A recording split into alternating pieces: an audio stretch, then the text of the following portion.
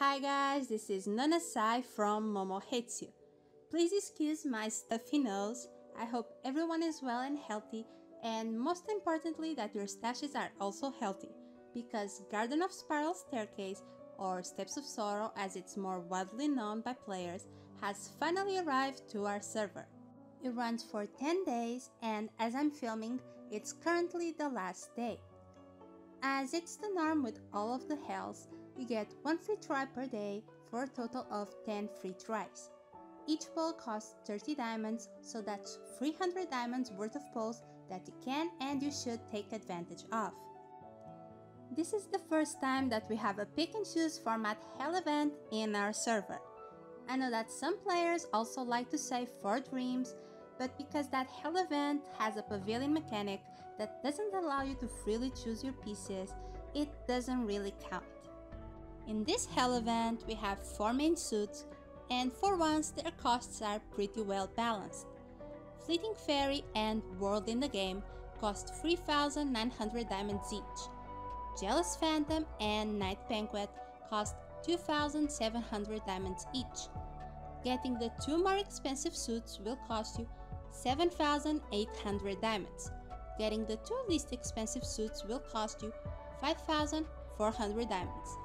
Mixing up one of each will cost you 6,600 diamonds. Getting all of the main suits plus the minor suits will cost you 10,200 diamonds. And finally, getting all of the suits plus the light background will cost you 10,500 diamonds. For this hell event, we actually received a detailed rule guide, and it comes with a very useful content table, which means we know exactly when things should be dropping and how many pulls we need to do. So if you're interested in the minor suits, you already know that you need to do 80 pulls to receive one. After those first 80 pulls, you get a new minor suit every 40 pulls. When you finally reach 200 pulls, you start receiving the recolors, also at the 40 pull interval. Bear in mind, however, that one of the suits doesn't have a recolor, and that's the suit after rain.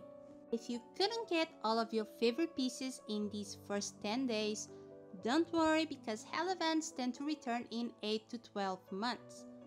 Just remember that when they do return, they're more expensive, so you'll need to spend extra to get those items that you love. With that, it's enough information. Let's go and do some pulls.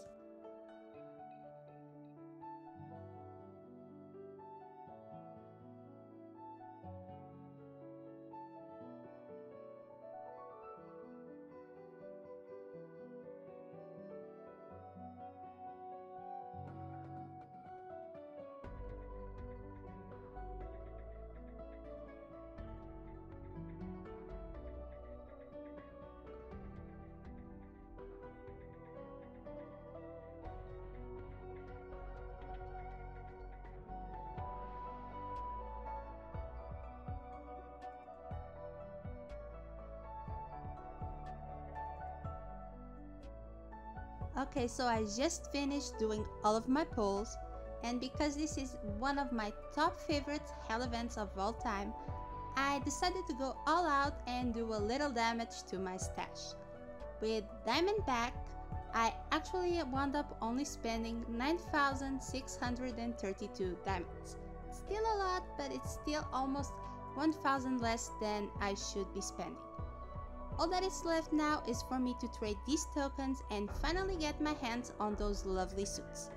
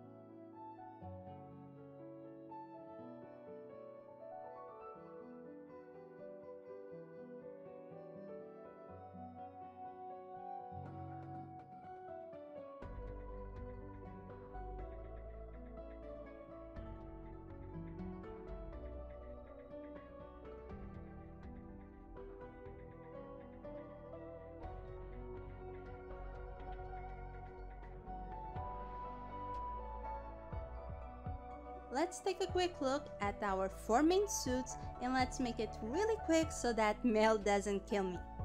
Our first suit is Fleeting Dream. This is the suit with the most items by far in the whole Hell event, so there's something for everyone here. From the beautiful hair to the stunning gala dress, which is now one of my favorites in the whole game, to the Salvador Dali inspired clock. Over at the post version of this suit, we have the impossibly long hair that we can't really see fully here in free dressing, and of course the post version of this dress. The good news about the suit is that we can remove the head ornament and the earrings, and even the hair and the pose won't shift a bit, so it's ideal for everyday use. Now we have a couple of issues here in this suit, which is the butterflies with the Roman numbers and the fairies with the hourglasses. They're beautiful, but they're massive. You can't even see them here in free dressing, and you have to really scale them down in view mode to get a glimpse. So these are items that you can't really use on your day-to-day styling, and probably won't be able to use them outside of Starry Corridor. So that's one drawback in this suit. Our second suit is World in a Game, and right off the bat you can see just how big the chessboard item really is. I'm sure it's great for Starry Corridor entries, but we can't really see the suit like this, so let's go ahead and get ourselves rid of it for a bit. Now, I know you either love or hate cloud suits, but I'm really biased with dark cloud suits. I love this dress, and I even love this coat. I know that the cloud coats are usually very hard to pair with other items because they have the traditional wide shoulders, but this one doesn't. So I'm sure that with a little bit of creativity, we can make some European style dresses look really good with this coat. Now let's go over to the post version of this suit. And already we can see how the chessboard actually makes sense with the post version of this dress. It looks like this lady rules over the whole world with her go pieces. Get it? Go pieces? So let's take a look at the dress without the chessboard. And she's actually in a sitting pose, which is really big, but we can still see a good portion of it in free dressing, so you should be able to use it normally in your everyday styling, which is very important with these very expensive suits. Our third suit is Jealous Phantom, and I'm fangirling all over this gorgeous gothic suit. I absolutely love collecting these suits in Love Nikki. It also has a few versatile items like the boots and the gloves, which you can use in your everyday styling without much hassle. But even I can admit that this suit has a big issue, and that's the fact that the dress, the collar, and the necklace are a one piece. So that right there kills a lot of the versatility of this suit, because it looks perpetually like an evil queen. You can try and make it a little bit softer, as we probably could without the collar. So that's one big con with this suit. Let's go over to the post version of this suit and take a look at the other items that we also love from this suit, and that's the post dress, which if you completed this suit, you notice that we didn't get just one post dress, but we got two. We get one without the bottle in her hand, so that makes up a little bit for the lack of versatility in the one-piece dress. And then we have the mirror, which I know a lot of players like me absolutely love. It's one of a kind item that I'm pretty sure you're going to see a lot in the Starry Corridor.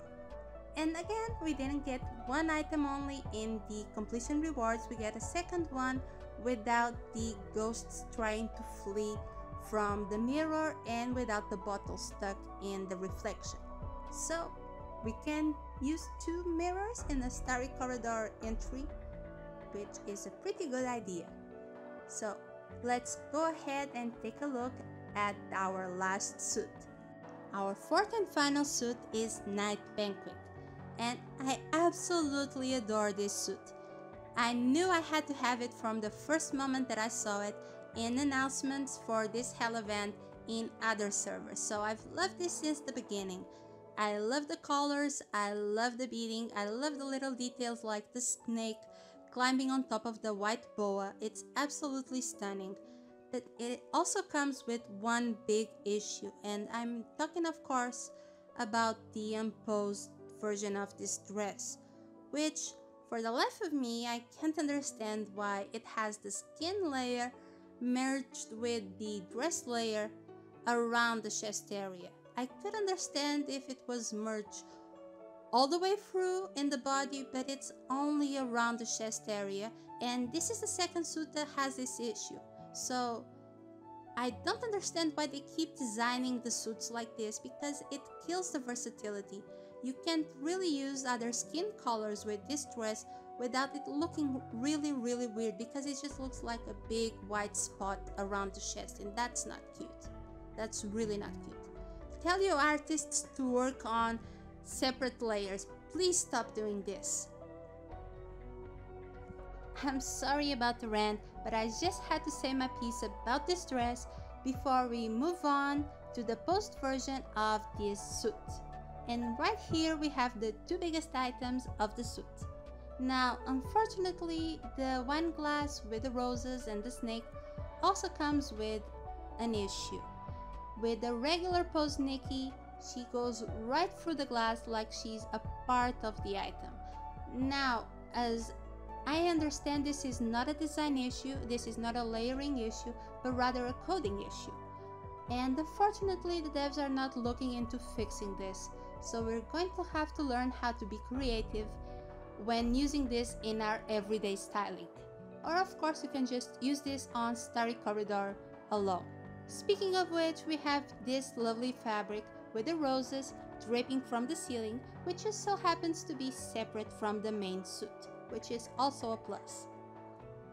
And unlike Fluttering Dream, if you try to use another hair or try to remove the earring, the pose does tilt.